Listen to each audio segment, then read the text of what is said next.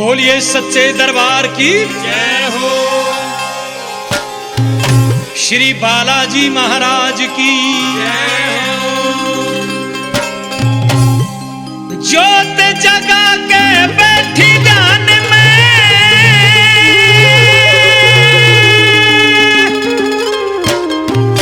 You हो गया मोटा चालाए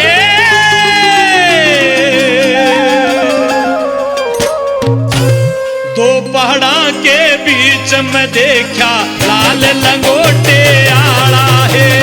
दो पहाड़ा के बीच में देखा लाल लंगोटे आला है। ज्योति जगा के बैठी ध्यान में यो हो गया मोटा चाला है। दो पहाड़ा के बीच में देखा लाल लंगोटे आला है। दो पहाड़ा के बीच में देखा लाल लंगोटे आला है।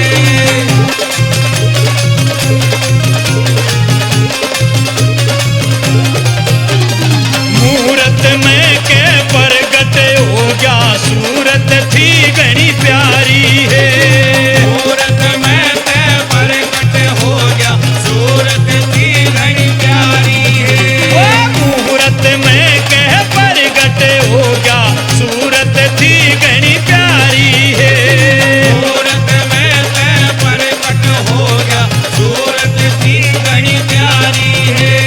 मेरी भक्ति का फल दे गया मन बालाजी बलकारी है। मेरी भक्ति का फल देगा मन वाला जीवनकारी है। सर के ऊपर हाथ धरा मेरे के ऊपर हाथ धरा मेरे मत में हुआ उजाला है। दो पहाड़ा के बीच में देखा लाल लंगोटे आला है। दो पहाड़ा के बीच में देखा लाल लंगोटे आला है।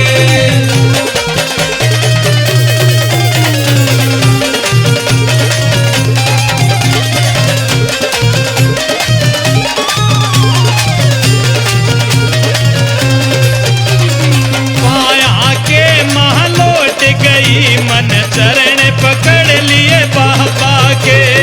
माया के मैं लौट गई मन चरण पकड़ लिए बाबा के। मैं माया के महलोट गई मन चरण पकड़ लिए बाबा के। माया के मैं लौट गई मन चरण पकड़ लिए बाबा के। मेरा सपना पूरा हो गया दर्शन कर लिए बाबा के। मेरा सपना पूरा हो गया दर्शन कर लिए बाबा के।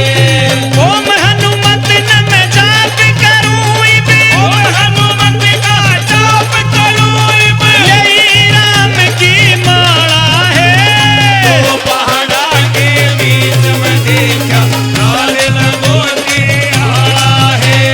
दो पहाड़ा के बीच में देखा लाल लंगोटे आला है।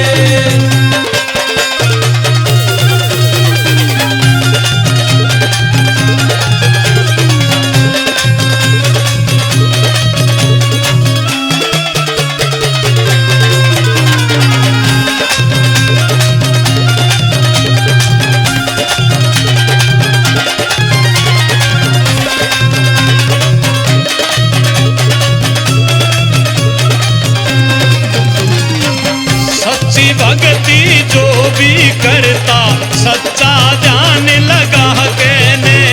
सच्ची भक्ति जो भी करता सच्चा ध्यान लगा के। ये सच्ची भक्ति जो भी करता सच्चा ध्यान लगा के ने।